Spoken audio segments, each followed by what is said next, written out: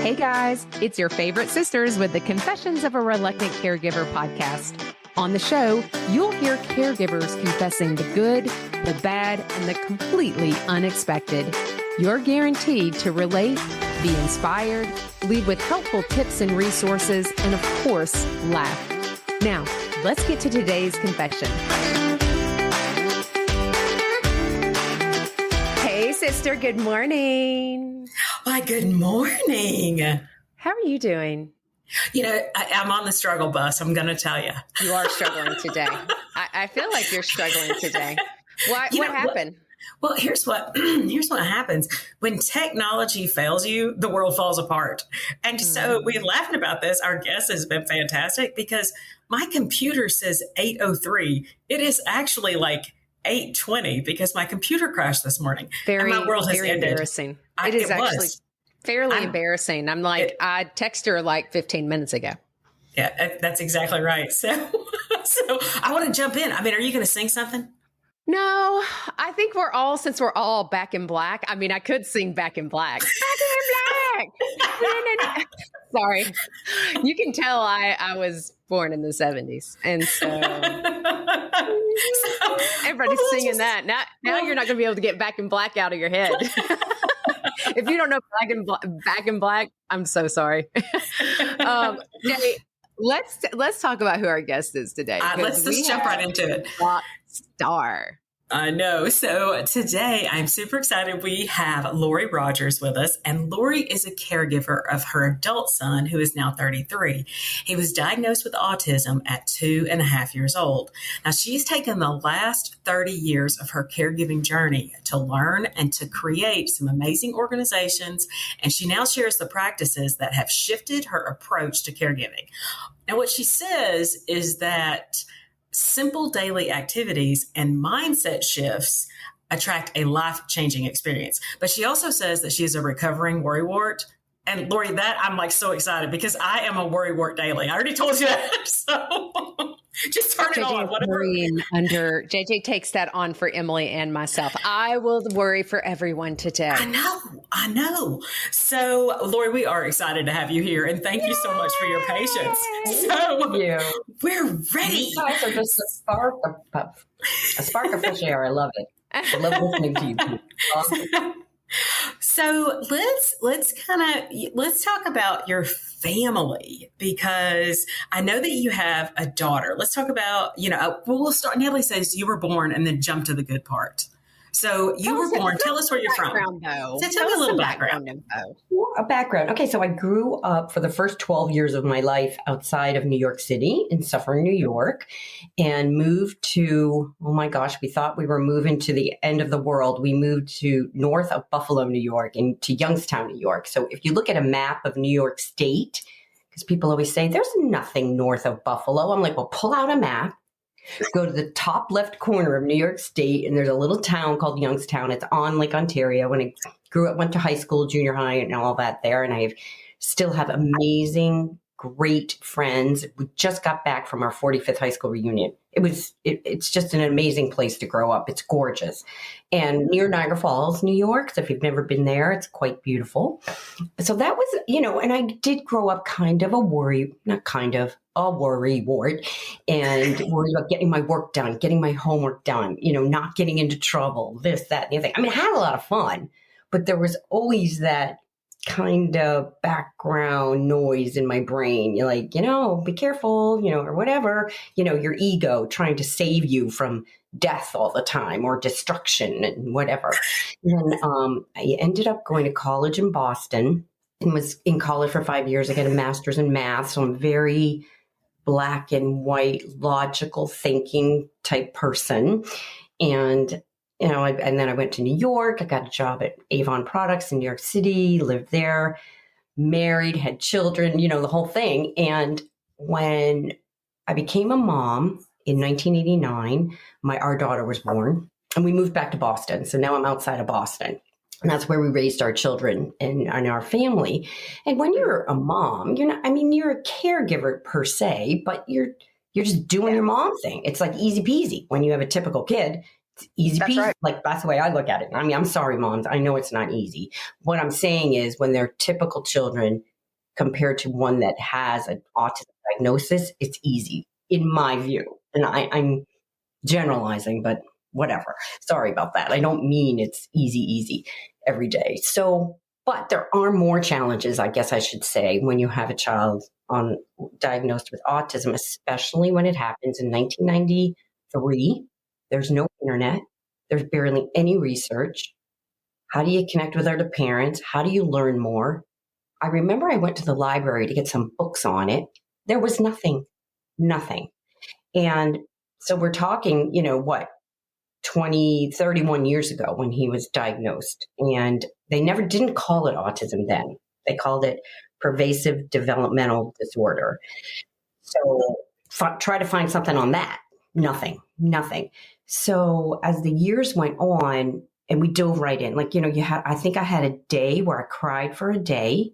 And then my husband Neil and I so my daughter was 4.5, Craig was 2.5 at the time. And we just dove right in.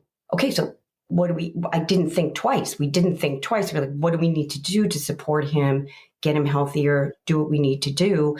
And then as, like diet and supplements, and we went everywhere. We turned over every rock we could to help to heal him and to heal his body and help him to feel better.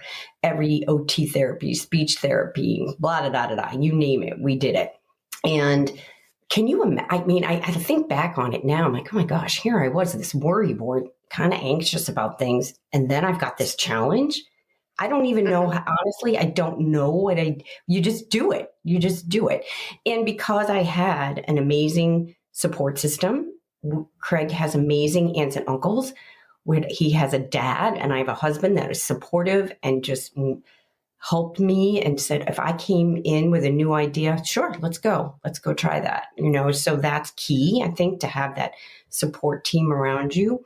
We're lucky enough to live near a couple of universities, and I would hire students that were special education students, and they would come in like after school and help with Craig or on the weekends, so that I had time with my daughter and to take her out, because he couldn't really go out in public.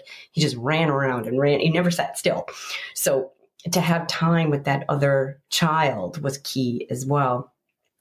And then when Craig was 3.5, Amanda was 5.5, I'm pregnant with my third child. I'm like, what am I doing? This is crazy.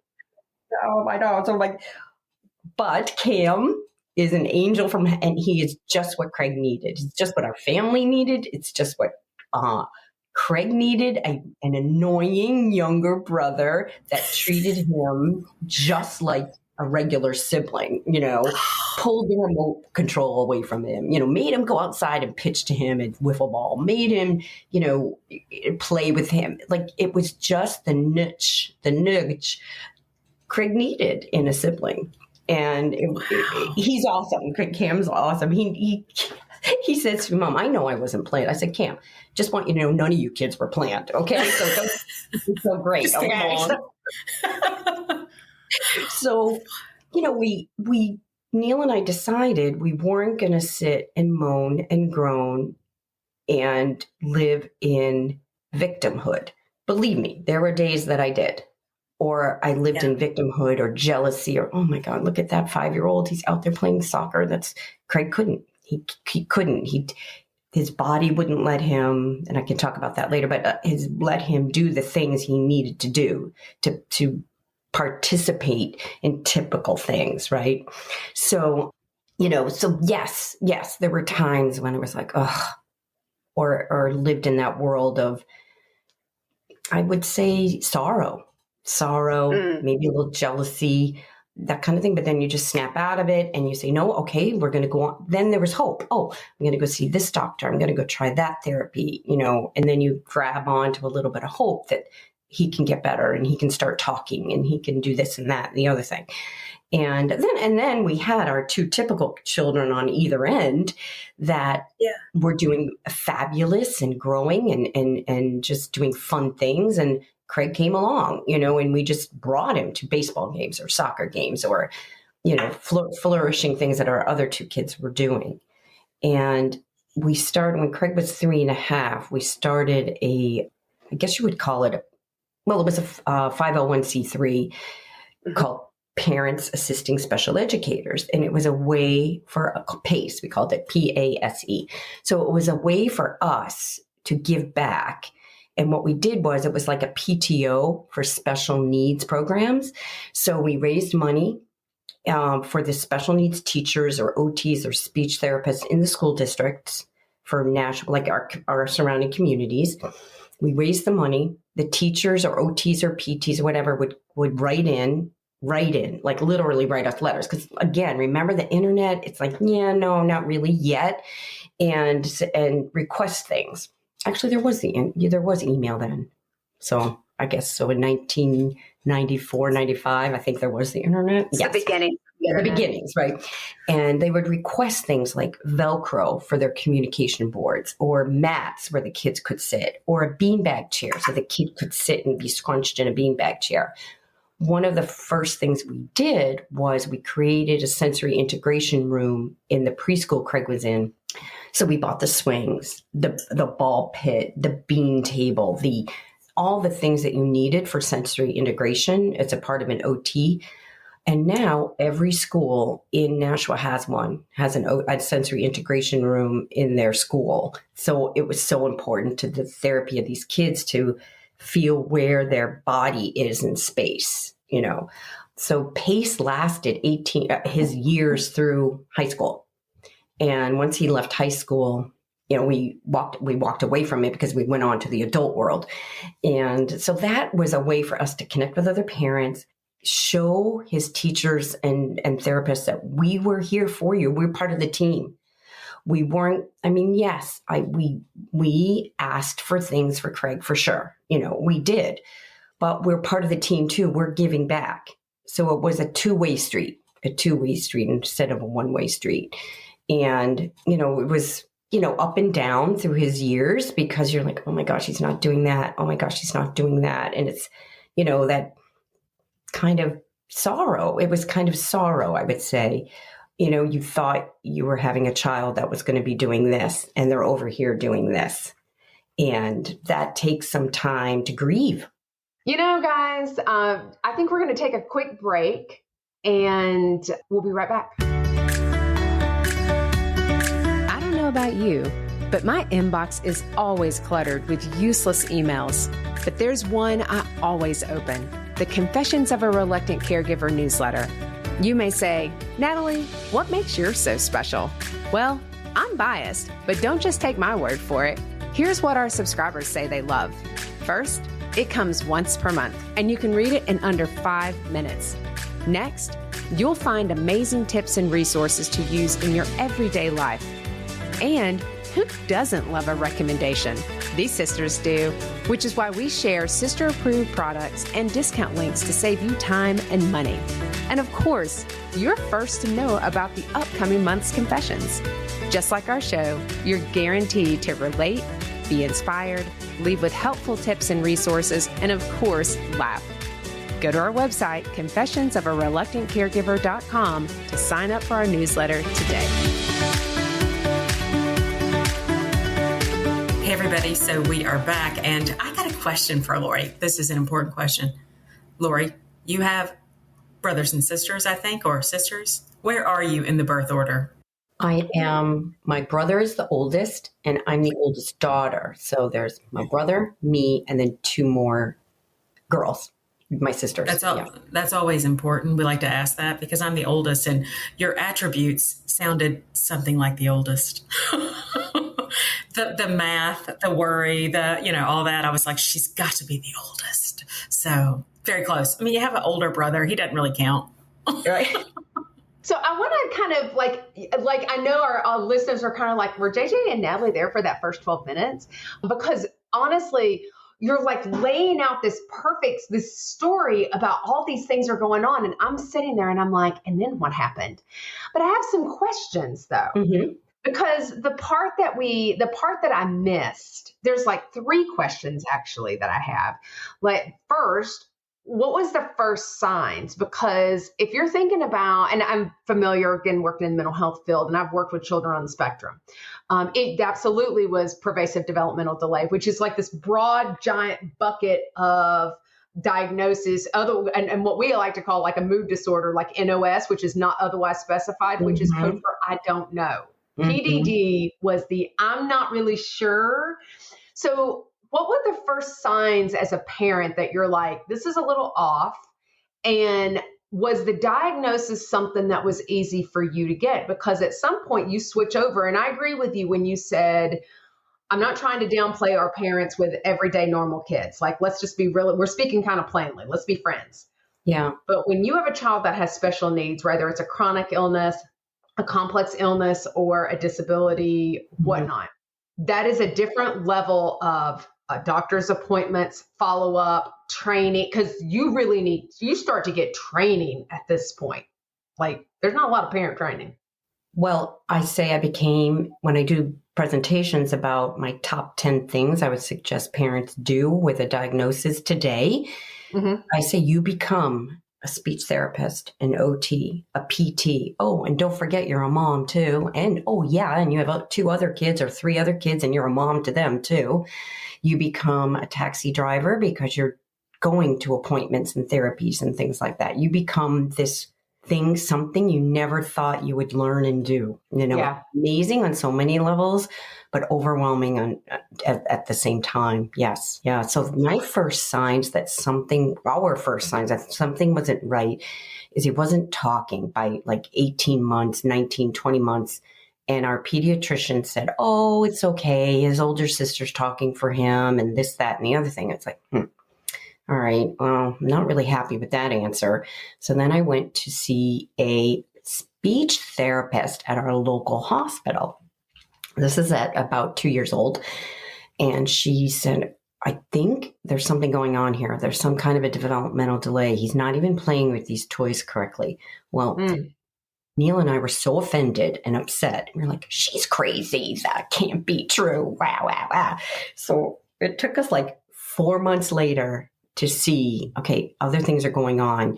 He's not looking at us. He's not talking. He's running around crazy. He can't sit still. But he could sit down and do a puzzle. Like, I knew he was smart because I'd sit down with him and we'd do a puzzle together, or I'd tell him to go get something. He would go get it. Like, I knew he knew things, but it wasn't like a typical development because I had an older daughter and I saw what that was like. So finally we ended up at 2.5 years old, I had an early intervention center right here in Nashua, New Hampshire. And there was a pediatrician, an OT, a PT, a sociologist, and a speech therapist as a team to evaluate Craig. And we went in twice and they evaluated him and they came back with the PDD-NOS diagnosis with a pamphlet. Here you go. Right. And that was devastating. Like I said, I cried for probably 2 days straight. And then we said, then we put the bootstraps up and said, okay, what do we do? So we got him into an OT program, speech therapy. We went to Gymboree. We just started all these things to help him interact and communicate and be with other kids and calm his body down. And then I met up with other parents and they're like, well, Lori, did you look at this? Did you look at yeast overgrowth? Did you look at gluten-free diet, dairy-free diet, getting rid of food coloring? So then there's this whole world out there of medical interventions that you can do to help heal these kids. And now I'm happy to say I met parents last fall that are recovering their little kids because they're doing so many medical interventions and nutritional and otherwise. And I can talk about that a little bit. So little by little, I started, dairy-free, gluten-free, no food coloring, no cane sugar, and looking at why does he have yeast overgrowth? Why does he have, I'm just going to say it. We saw the symptoms starting after his second MMR. No, was it his first MMR? His first MMR after his vaccines. And I'm not saying that was the only straw, but it was certainly a straw that broke the camel's back. May have exasperated it potentially. Yes. He was on many antibiotics because he was allergic to milk and had many ear infections. So what do? They put him on the pink stuff. So he had rounds and rounds and rounds of amoxicillin, which they don't even do now. Like they don't even do that now. So he grew up and I didn't know enough to know. Now I do, but then I was like, oh, I trusted what the physician said. Oh yeah, give him this. This will help. This will help. Do this, do this, do this. And then on top of it, he's getting vaccinations, even though he still had an ear infection. No doctor would do that now. I hope they don't. But it was just an accumulation of things that I think exasperated it. So I guess and I know, Natalie, if your question is about her son, mine kind of jumps ahead because I know that in 2011, you got to a point and you talk about anxiety, you talk about fear and worry, and your daughter is the one that took you to this wellness fair. But do you feel like a lot of those emotions, those feelings were about all this care? Because you're giving a lot of care to other people. And I want to know about the care that you've been giving yourself all these years. Were you caring for yourself? Were you working? Because you got kids. What are you doing for you during all that time? Yes. My husband and I have a business called Rogers Marketing. Yes. I started working pretty, part-time, I would say. Craig was probably 7, 8 years old. And my youngest was 3, 4 years old, something around there. But, we owned the business. I was working in it part-time. So yes, I was working.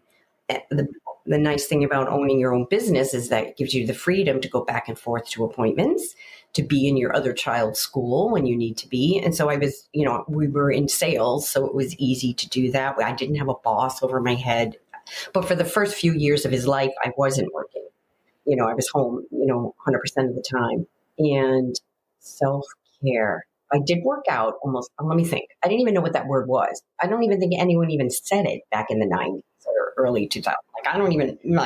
What?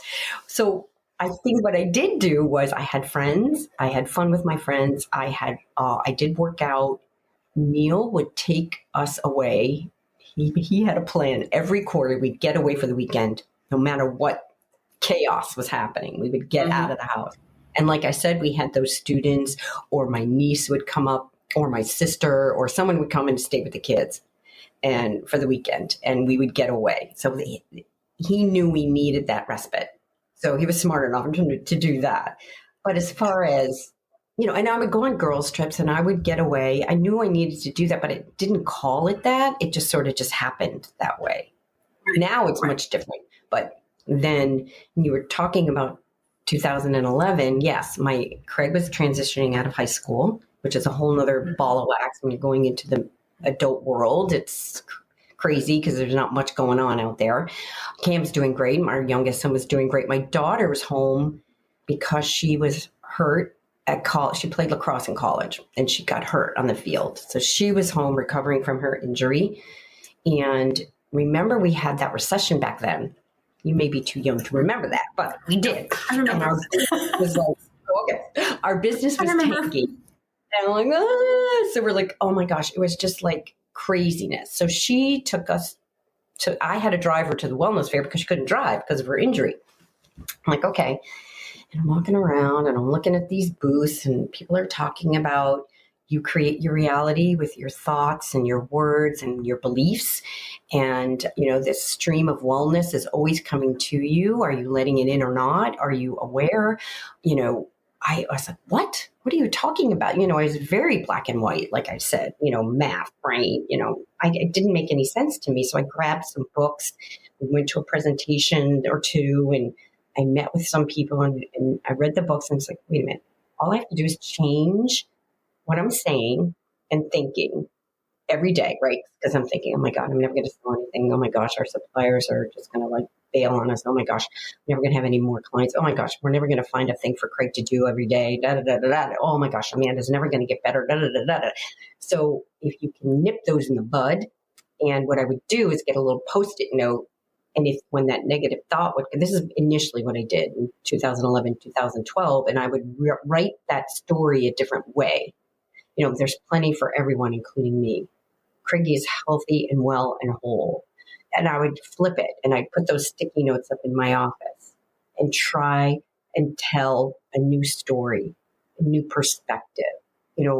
I learned later on, a couple of years later, if I could look at something and say, how is this happening for me, not to me? What am I learning from this experience? And now I can look back on it and say, oh my gosh, if Craig didn't have the difficulties that he has or the challenges he has, I think I would be a totally different person. He taught me patience. He taught me regulation. He taught me calmness. He's the one that is my teacher. I'm not teaching him anything. He's teaching me. And same with my daughter and my other son. They're teaching me. Yeah. And he is so connected. I think all of our children are connected to our energy. But I think especially if you have a child with special needs, they are. So when my energy is regulated and calm and positive and feeling good and feeling a higher vibration, his is too, because we are all connected in that regard. So I learned that later on, just a few years ago. I'm like, oh, geez, I wish I had known that when he was younger, because I'd be possibly a little bit of a stress factory. And so that doesn't make him feel very good. Now, Craig is nonverbal, right? Craig is nonverbal. He has limited speech. Limited speech. He'll loop. Like yesterday, he's with us and he'd say, Tuesday school day. Tuesdays, because Monday was a holiday. That's a pain in the neck. Tuesday school day, Tuesday. I'm like, yes, tomorrow Tim is going to pick you up. You're going to Nashua Center. You're going to do your stuff. All is well. So we kept looping that. So he has words. Yeah. But what we realized 2 years ago, we found this new program called Spelling to Communicate. We just found this 2 years ago. And I don't have the board with me. I'll have to go get one, but it's a board with the alphabet on it, 26 letters of the alphabet on it. And he has a poker and he's learned to motor planning, right? So he's learned to point to letters to spell out his wants, his needs, his goals, his knowledge, his thoughts. Mm-hmm. He's brilliant. He knows all of us. He knows everyone in his family. He knows all of of course he knows his sibling, but his cousins and aunts and uncles. And even though we'd be at parties or events, he wouldn't even really talk to them or have that social awareness of them, but he knows them. So this just happened to us 2 years ago. Now, and I could talk more about that, but now our lives we thought we were going down this path with him for his adult life. And now we're like, no, we're going this way now because he wants a high school diploma. He wants to help other non-speaking children.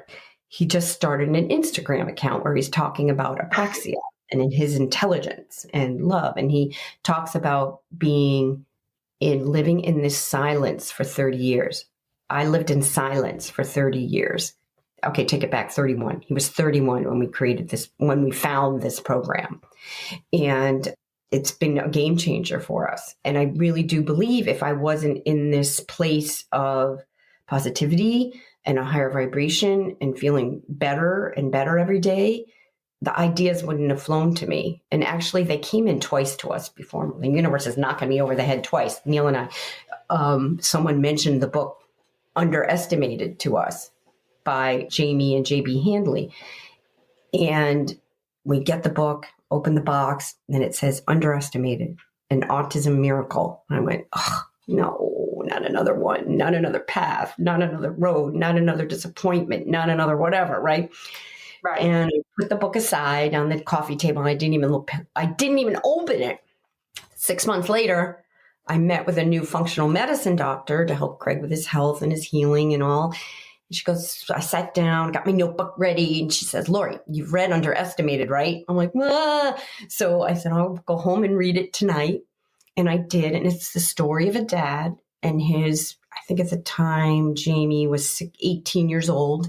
And it was exactly our story, and told the story of him discovering, or a friend had mentioned Spelling to Communicate with him. And they went to a practitioner and they tried it and realized that just because you don't speak doesn't mean you don't think, and doesn't mean you don't have thoughts and words and knowledge and amazing things in your brain.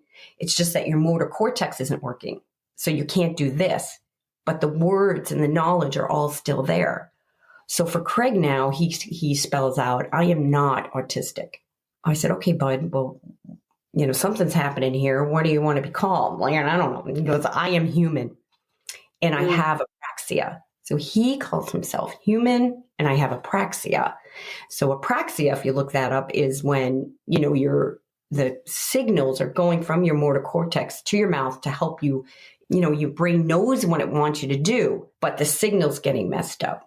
So that's our life has changed drastically because of this new communication method. He's all there. He is all there, even though his body doesn't look like he is, or his words don't seem like he is, but he is.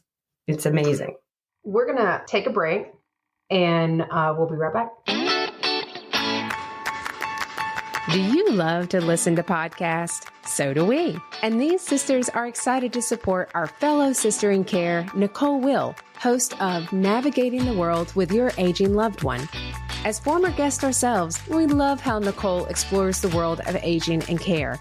Beyond the informative interviews, Nicole's gathered helpful resources and practical tools that encourage and give hope to caregivers navigating the aging journey with their loved ones for a more meaningful and fulfilled life.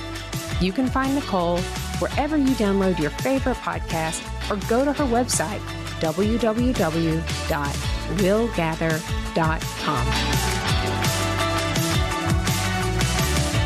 Everybody, so we are back here with Lori, and I got questions. So your path has changed because again, Craig was going one way, and then now you guys are going another way. Tell me about how you're feeling with this, because in my mind, I'm thinking of all these kids who have been diagnosed with autism, but I'm wondering how many of them aren't living in silence, and hopefully these people that are listening and saying, "Wait a minute. Listen to all these tools that Lori is bringing to us." Tell me what your feelings are now compared to where you were at that 2.5 diagnosis. What's changed? So for me, what's changed is now I am lighter. My heart is lighter. And on the days that it's not, I just ask my little angels to come in and help settle that little worry. And if there's something happening, because now my little worry is, I'm not doing enough for Craig. I'm not doing enough to move him forward. I'm not doing enough to get him those high school classes he needs. I'm not doing enough communication with him every week. So I say, okay, my sweet angels in heaven, please, send me some peace and help me just, feel better about that, or that kind of thing. So now I know I have help in the spiritual realm where I feel worthy of it, where I may not have before. I didn't before. So that's not a question. And so now I know I have support and guidance. I feel the chills right now. My heart is lighter. I feel better. I know life for him is grand. It's going to be the best is even yet to come. And I look at Craig now as this whole amazing, intelligent human that is living in a different plane than me and the rest of my family, probably. He just lives in this special, amazing place. He's not worried. He's not stressed. He lived in silence for 31 years, and he's not mad that he didn't get an education. He's not upset with Dad and I that we didn't know. So I feed off of that. So I feel like the activities that I've done and shifting my perspective has just helped me to recover from worries, because they come up day to day, every other day, whatever. But because I've built up my resilience and I've built up my happiness level or my vibration higher, they don't take me down to the ditch anymore. So just worrying all those years that, oh my God, he doesn't know algebra. Oh my gosh, he doesn't know his addition to, oh my gosh, how is he going to learn to read? He's doing algebra with me yesterday.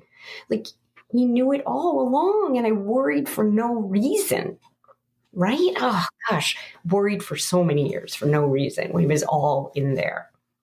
So the change, shifting my perspective, shifting my thoughts, and my beliefs about myself and about my world and about him has helped, lead us forward and move us forward. Yes. I think it's a lightness. It's just a lightness in my heart that I would say is different. Let me ask you this. As you think about, because you've been Craig's mom, as well as for your daughter and Cam. Tell me your daughter's name because I didn't catch it. Oh, Amanda. Thank you. Because I want to be respectful and names are important. So as you think about this stage in your life, let me ask you this, because you and your husband are caregivers for Craig, and we're just now finishing up our caregiving youth series. I would think that his siblings were as part of his upbringing as well, and the roles and responsibilities. And, would they, if you were to say to them, what was their role in being a sibling, but also supporting him? What would they say too, would you think? I think they would say Amanda was the best big sister. And when Craig was finally open and communicating on the boards, Amanda came over and I said, is there something you want to communicate to Amanda? And he spelt out, Amanda, I love you. And it was the most beautiful thing. And the first time he was ever able to say that to her.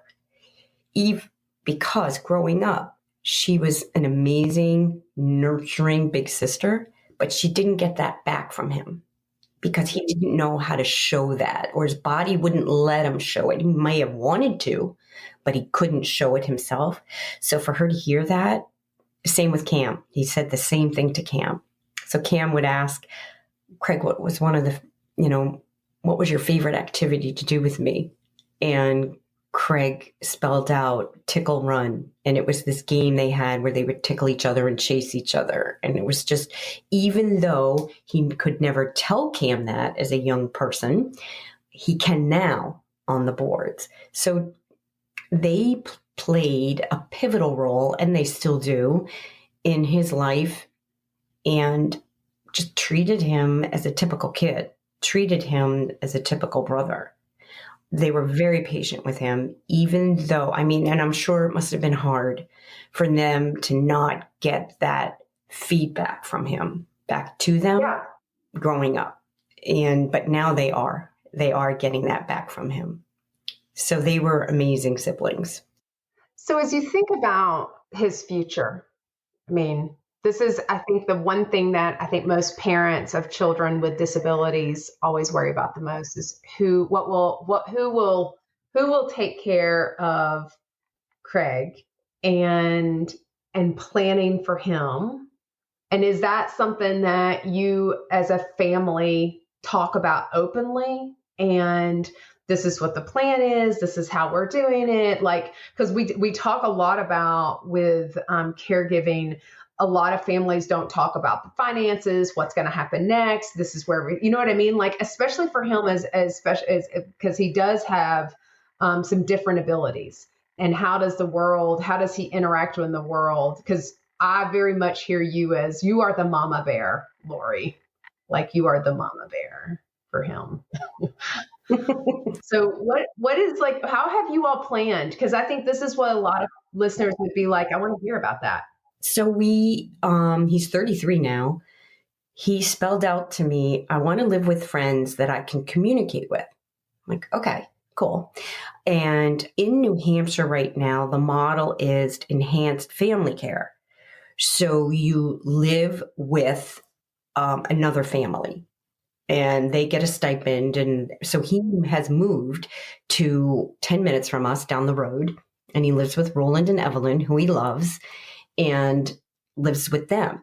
So when he moved in there 6 months or whenever it was, he said the first time I saw him, he spells out, I am not living with friends. I'm like, I know you're not quite yet, but we're going to get there. So yes, we talk about it with Cam and Amanda and Neil and I. And, for now, this enhanced family care model is working for him and working for us. The problem with it is when the caretaker says, I don't want to do this anymore, right? Then that your adult child has to move. So those transitions are hard. So there are people in the state right now who are creating, I don't like to call them group homes. I call it like a supervised home. Because if your typical kid lives in a house with 2 or 3 other roommates, do you call that a group home? No. You call it where they live. You call it their apartment. You call it whatever. It's like, why do we call, I don't know, I got to investigate that. Where did that word come from? When we put several disabled people together, oh, it's a group home. I'm like, oh my gosh, well, whatever. So I have to get over that, but I will.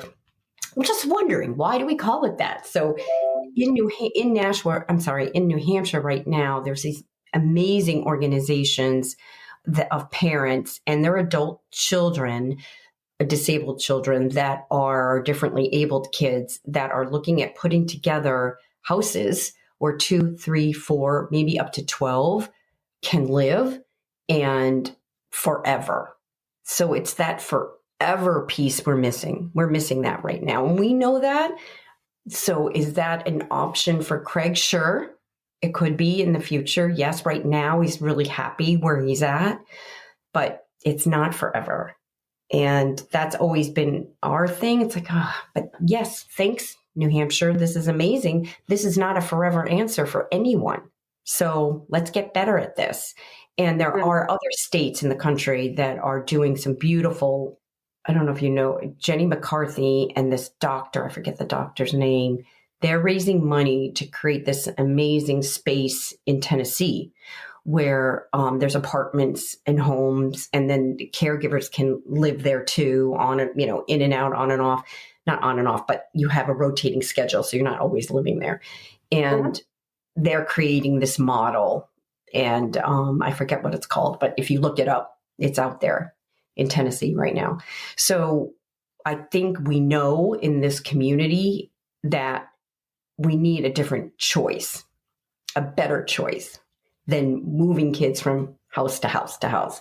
And it's respectfully, I feel like he deserves to live in this beautiful place where there's other young people his age-ish, and hopefully other spellers that he can communicate with, because there's thousands of them out there right now that are using the spelling boards to speak. If you go to, there's a website you can go to, it's I as in in -asc.org. And that's the woman that created this program. And there's so many parents to connect with out there that are doing this with their young. I think you could start as young as 6 years old, 5 or 6, once a child knows how to spell. He always knew how to spell. So it is a conversation we have. We definitely have it with Amanda and Craig. I'm sorry, and Cam, and Craig too, and Cam. And for now, it's like copacetic. It's all good, but this is not the forever answer. Yeah. Well, and I know, Jay, we're actually close to the end of our time. I can't even, I'm looking at our time. I'm like, oh. Because I think there's so many nuggets of wisdom here that you've shared, both in what you kind of evolved and what you've learned over the years, as well as kind of as if you're thinking about what does the future hold for him. And it's still, I hear unknown in there. I hear a lot of unknown and hopeful, because I know you're an advocate as well. I want to go to sister questions real quick, Jay, because I know you probably got one. I always have one.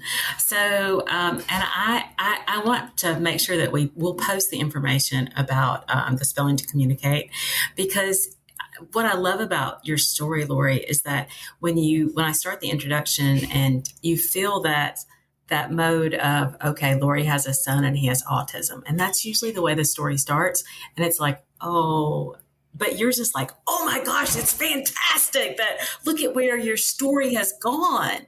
It's just amazing. But it's Craig, like he has lifted my heart. Like he's I'm like, you go, Craig, you move out on your own. You do your thing. So here's my question for you though, because you talk about realization, you talk about simple daily steps that I think have improved caregiving, improved your life.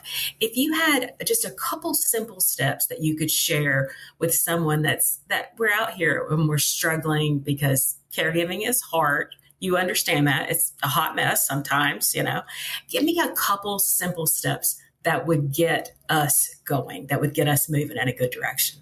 The first thing I would do is maybe grab the book, The High Five Habit, written by Mel Robbins. And I get up in the morning, I go to my mirror, I give myself a high five, and I just remember the Saturday Night Live little skit they did with the affirmation, and I say something nice to myself. And because God forbid, that could be the only nice thing I hear all day. I don't know. So it's like, say something nice to yourself. You give yourself a high five. There's a whole science behind it.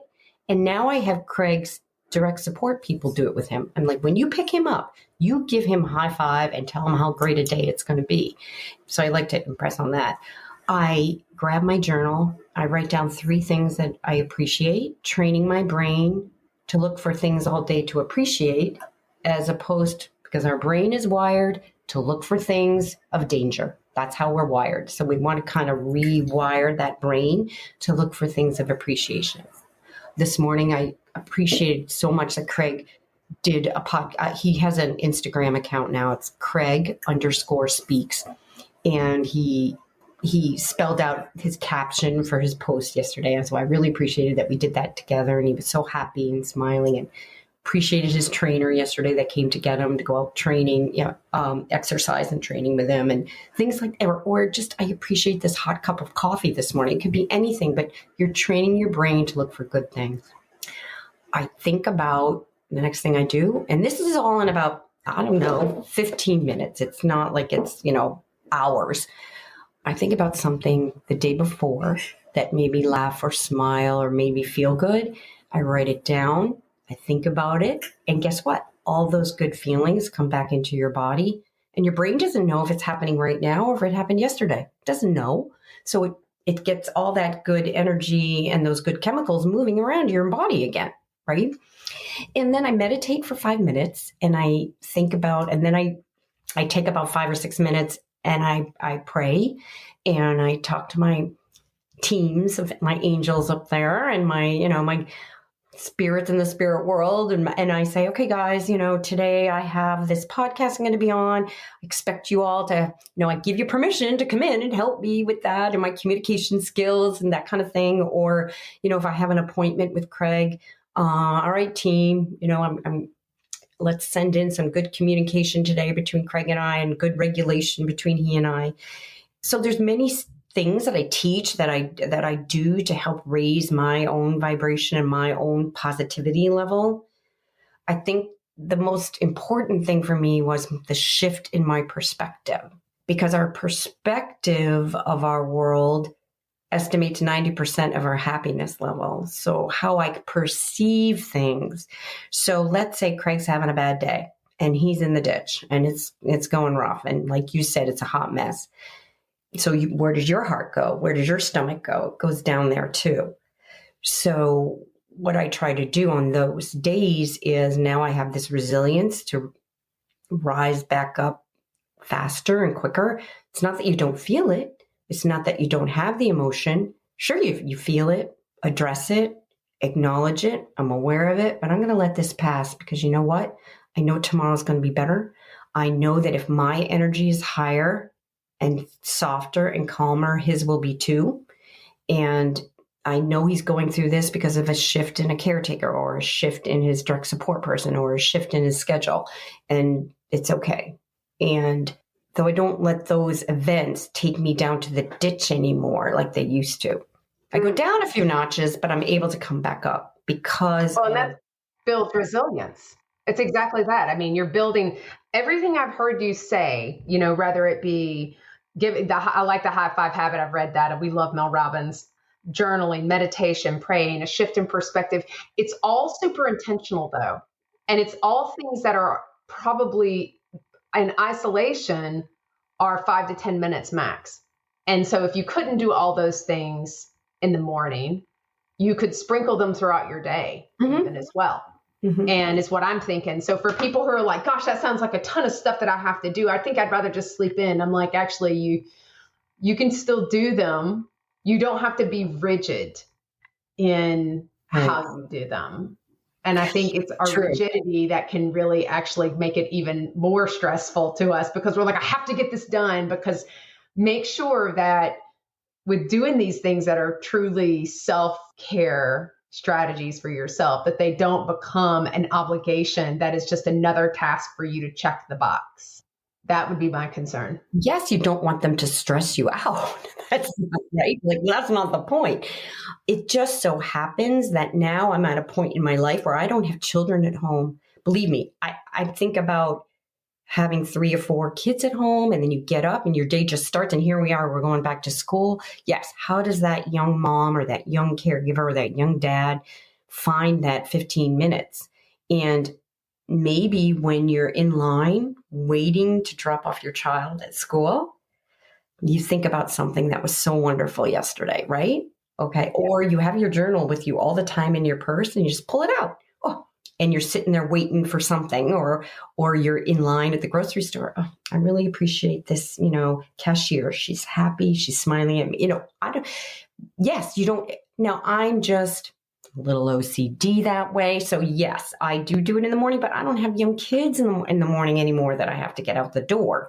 So you're right. It doesn't have to be all first thing. It can be filtered throughout the day. So instead of social media or flipping through your Facebook or going through whatever, that's like 6 minutes that you could have done something for yourself where you're not playing, oh my gosh, look what their kid's doing, or this, that, or the other thing. Then you're not doing that. The other thing I don't do anymore is I don't watch the news at all, because why do I want that negative energy around me? Doesn't serve me. So I stopped watching the news probably back in like 2011. You still know what's going on. You have people around you, the big things, but you just choose. Even though I try to call myself an even though person now, even though I know, that's happening, I do believe, it's my belief that all of our energy is connected. So given that I believe that, if I stay higher and lighter and happier and more positive, that's going to affect everyone else too. Well, that's totally true. That's my belief. So it doesn't serve me to be in a ditch with anyone else. I know, and people will try to put you in their ditch without question. I have one last question, Jay, and which is always the favorite question, and then we're going to let you go. What is your favorite guilty pleasure? What is the one thing you do just for yourself? Wow. Oh, my favorite guilty pleasure. I would say probably getting like a great facial. There's a few things actually. Or just being by myself. Like let's say Neil wants to go out, or he wants to go up the street, grab a seat. And like for me, just to sit here in peace, I just love it. Or love it. Or a great facial, just being by myself. Sometimes you just don't even, I think about those young parents. I'm like, when do they have a second to breathe and just be by themselves? So I would say just having space and time. Oh, yeah, absolutely. Lori, this has been such a wonderful conversation. People in the background don't know we had some technology issues, so we've got to spend extra time with you today. And it was exactly meant to go the way it was supposed to go. Mm-hmm. And I love how we've ended, because you've given so many kernels and nuggets of wisdom that I think that are going to bless so many people. And we thank you for being here with us today. We appreciate you more than you know. Thank you for having me. And this just came into my brain, so I feel like I have to say it. Those beautiful children, young adults in your lives that may be having challenges, they're beautiful, whole, amazing souls. They are. And I'm going to cry saying that, but it's true. That's my belief. 100%. Mm-hmm. Guys, thanks so much for joining us today. We will see you next time when we confess again. Bye-bye. Well, friends, that's a wrap on this week's confession. Again, thank you so much for listening. But before you go, please take a moment to leave us a review and tell your friends about the Confessions podcast. Don't forget to visit our website to sign up for our newsletter. You'll also find a video recording of all of our episodes on the Confessions website and our YouTube channel. Don't worry, all the details are included in the show notes below. We'll see you next Tuesday when we come together to confess again. Till then, take care of you. Okay, let's talk disclaimers. You may be surprised to find out, but we are not medical professionals and are not providing any medical advice. If you have any medical questions, we recommend that you talk with a medical professional of your choice. As always, my sisters and I at Confessions of a Reluctant Caregiver have taken care in selecting the speakers, but the opinions of our speakers are theirs alone. The views and opinions stated in this podcast are solely those of the contributors and not necessarily those of our distributors or hosting company. This podcast is copyrighted and no part can be reproduced without the express written consent of the Sisterhood of Care, LLC.